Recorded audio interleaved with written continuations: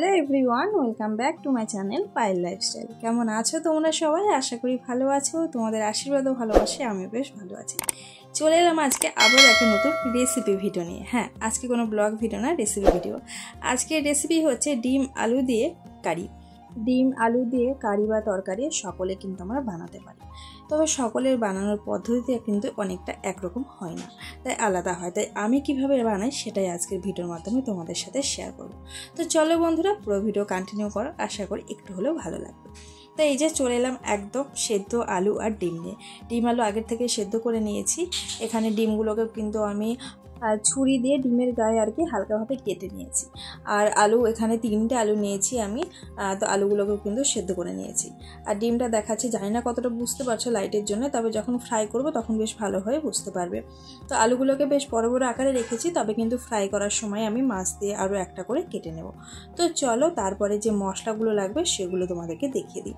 এখানে নিয়েছি আমি একটা বড় সাইজের পেঁয়াজ কুচি, এখানে নিয়েছি পরিমাণ মতো আদা, তারপরে হচ্ছে একটা রসুন, আর তারপরে হচ্ছে একটা বড় সাইজের টমেটো আর কাঁচা লঙ্কা।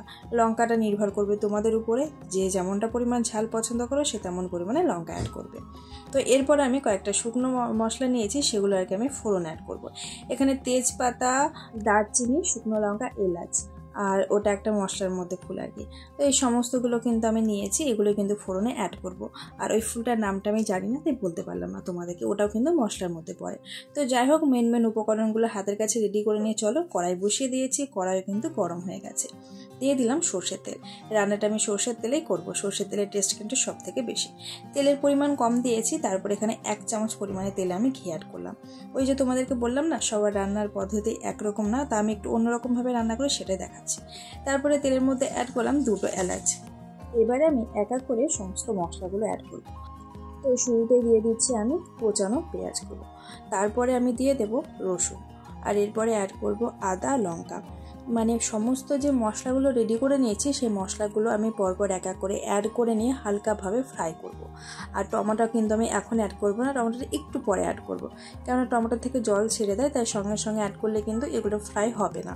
সেই কারণে হালকাভাবে ফ্রাই করে নিয়ে তবে কিন্তু টমেটোটা অ্যাড করব।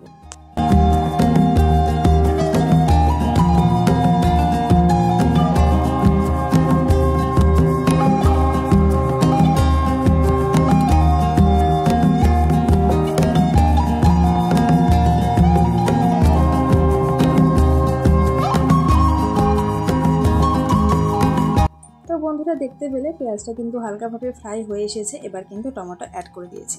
তো টমেটো অ্যাড করার পরে আবারও কিন্তু আমি সমস্ত মশলাগুলোকে আরও 2 মিনিট আমি ফ্রাই করে নেব।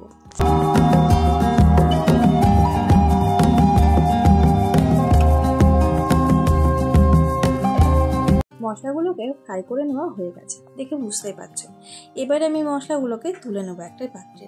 তো এই মশলাটাকে এখন আমি একটু ঠান্ডা করে নেবো, ঠান্ডা করার পরে কিন্তু পেস্ট করব। তো আজকের রান্নাটা কিন্তু একেবারে অন্যরকম, এইভাবে রান্না করে দেখবে বন্ধুরা, খেতে কিন্তু বেশ ভালো লাগে। তো এই যে দেখো, আমি কিন্তু একটা প্লেটে মশলাটাকে তুলে নিচ্ছি। এখন আমি 5 মিনিট এইভাবে রেখে দেবো, ঠান্ডা হয়ে যাবে। তো এরপরে আবারও কিন্তু গ্যাসে কড়াই বসানোই রয়েছে, কড়াই তো গরম রয়েছে। দেখো আবারও সর্ষের তেল অ্যাড করে দিলাম। তেলের মধ্যে আগের থেকে সেদ্ধ করে রাখা ডিমগুলো ছেড়ে দিচ্ছি। আর ডিমগুলো যেহেতু আগের থেকে ছুরি দিয়ে কাটা রয়েছে, তাই কিন্তু ডিম ফাটার কোনো ভয় নেই। তো এবারে হাতে কিছুটা সময় নিয়ে ডিমগুলোকে আমি লাল লালভাবে ফ্রাই করে নেব। অনেকেই আছো ডিম হালকা করে ভাজো, তোমাদের যার যেটা পছন্দ সে তেমনভাবে ভেজে নেবে। আমার আবার ডিম একটু বেশি করে ভাজলে কিন্তু খেতে ভালো লাগে। তো আমি আমার পছন্দ মতো ডিমগুলোকে দেখো ভেজে নিচ্ছি। তো এরপরে ডিমগুলোকে তুলে নিয়েছি, আর ওই যে ডিমের গায়ে দেখতেই পাচ্ছ কাটা রয়েছে। তো এরপরে সেদ্ধ করে রাখা আলুগুলোকেও কিন্তু আমি তেলের মধ্যে দিয়ে দিচ্ছি। তো আলুগুলোকেও কিন্তু আমি ওই তেলের মধ্যে দেখো ফ্রাই করে নেব। আর যে আলুগুলো গোটা রয়েছে আর কি বড়, সেই আলুগুলোকে আমি 2টো করে ফালি করে নেব খুন্তির সাহায্যে।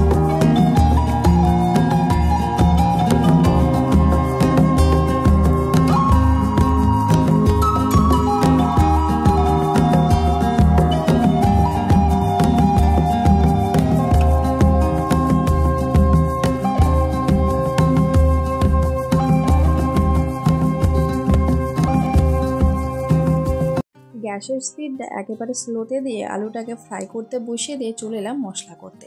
তো মশলাটা কিন্তু ঠান্ডা হয়ে গেছে। তো চলো মিক্সারের মগের মধ্যে হচ্ছে মশলাটাকে ঢেলে নিয়ে পেস্ট করে নিয়ে আসি।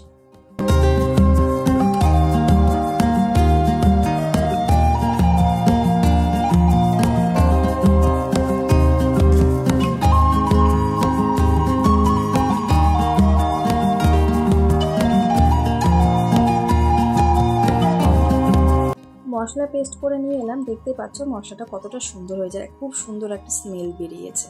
তো তারপরে এদিকে দেখো আলুগুলোকেও কিন্তু বেশ একটু আচা আচা করে ফ্রাই করা হয়ে গেছে। তো চলো আলুগুলোকেও দেখো তুলে নিয়েছি।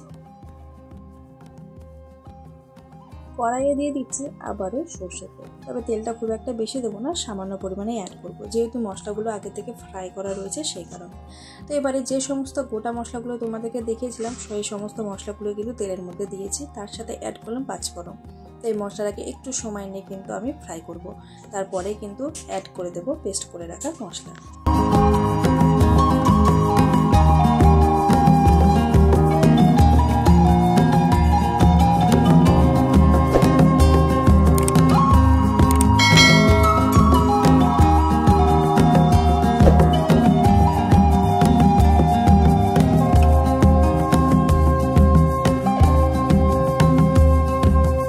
মশলাটাকে অ্যাড করে দিয়েছি, দেখো দেখে খুব সুন্দর লাগছে। আর যেহেতু মশলাটা আগে থেকে ফ্রাই করা রয়েছে তাই দেখো তেল ছেড়ে দিয়েছে সাথে সাথে। আর এই মশলাটাকে বেশি সময় ধরে ফ্রাই করার কোনো প্রয়োজনই হবে না, কেননা মশলাটা কিছুক্ষণ আগে আমি কিন্তু ফ্রাই করে নিয়েছি, তবে কিন্তু পেস্ট করেছি। তো চলো মশলা আমি এখন একা করে অ্যাড করে দেবো 1 চামচ একটু লঙ্কার গুঁড়ো কালারের জন্য, তারপরে হচ্ছে হলুদ গুঁড়ো, আর এখানে লবণটা পরিমাণ হিসাবে অ্যাড করতে হবে, কেননা বেশি যাতে না হয়, বেশি হলে কিন্তু খুব একটা ভালো লাগবে না। আর হ্যাঁ, আমি এই মশলার মধ্যে কিন্তু স্বাদ ব্যালেন্স রাখার জন্য অল্প পরিমাণে চিনি অ্যাড করেছি, সেটা কিন্তু স্কিপ হয়ে গেছে। তো তোমরা চিনিটা অ্যাড করে নিও, এতে কিন্তু স্বাদটা ব্যালেন্স রাখবে, খেতেও ভালো লাগবে। তো চলো মশলাটাকে একটু কিছু সময়ের জন্য ফ্রাই করে নিই।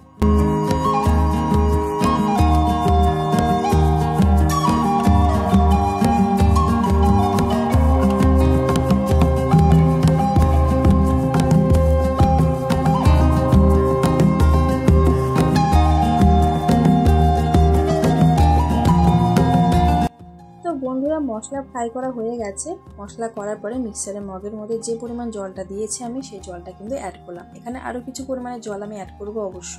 তো দেখতেই পাচ্ছ জলটা অ্যাড করার পরে দেখতে কতটা সুন্দর লাগছে। এভাবে কিন্তু আলু পনির রান্না করলেও খেতে ভালো লাগবে। তো এই যে দেখো আরও কিছু পরিমাণে জল অ্যাড করলাম। তো বন্ধুরা হাতে এখন 4 থেকে 5 মিনিট মতো সময় নিয়ে কিন্তু জলটাকে ফুটিয়ে নিই, তারপরেই কিন্তু আমি অ্যাড করব আলু আর ডিম। তো বন্ধুরা ভিডিওর এই পর্যায়ে এসে তোমরা এখন যারা ভিডিওটি দেখছো, যদি কোনো অংশ ভালো লেগে থাকে তাহলে চ্যানেলটিকে সাবস্ক্রাইব করে পাশে থেকে যাও, আর মিষ্টি করে একটা কমেন্ট করে যাও, সেই কমেন্টের মাধ্যমে চলে যাবো তোমাদের পরিবারে। সাধারণ ভিউয়ার্স, ইউটিউব ফ্যামিলি ফ্রেন্ড সকলকে অসংখ্য ধন্যবাদ ডেলি আমাকে সাপোর্ট করার জন্য, আমার পাশে থাকার জন্য। এইভাবে আমাকে সাপোর্ট করে আমার পাশে থেকো। তো তোমাদের সাথে বক করতে করতে ঝোলটা ফুটে গেছে। আমি আগের থেকে যে আলুগুলো ফ্রাই করে রেখেছি সেই আলুগুলোকে অ্যাড করছি। আর খুব একটা বেশি সময় লাগবে না ফোটাতে, কেননা আলুগুলো আগের থেকে সেদ্ধ করা রয়েছে। তো এই যে দেখো আলুগুলো অ্যাড করে দিয়েছি, এরপরে কিন্তু আমি ডিমগুলোকেও অ্যাড করে দিচ্ছি।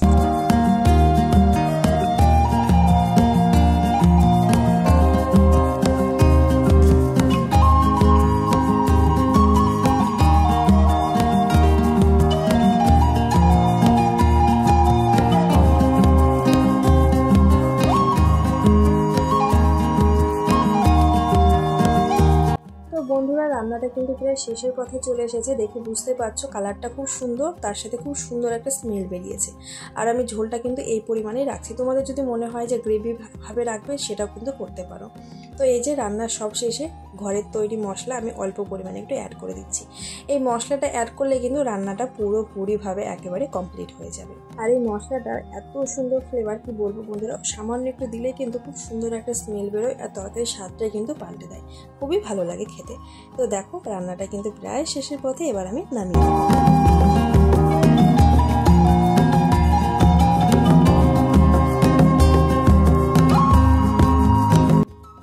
কি বন্ধুরা রান্নাটা দেখে মনে হচ্ছে লোভনীয় হয়েছে? হ্যাঁ, যদি লোভনীয় মনে হয়ে থাকে তাহলে অবশ্যই আজকের এই রেসিপিটা দেখে ঝটপট করে বানিয়ে ফেলো। একটু খাটনি করলে কিন্তু একটু সুস্বাদু টেস্টে খাবার পাওয়া যায়, তাই না? তো একটু কষ্ট করতে হবে অবশ্য, তবেই কিন্তু এইরকম সুন্দর একটা ডিম আলু রেসিপি খাওয়া যাবে। তো চলো ঝটপট করে বানিয়ে ফেলো। আর আজকের রেসিপি কেমন লাগলো অবশ্যই কিন্তু কমেন্ট বক্সে জানাবে বন্ধুরা। দেখা হবে আবারও নতুন কোনো একটা ভিডিওর সাথে। আজকের মতো আসি বন্ধুরা, টাটা, ভালো থাকবে।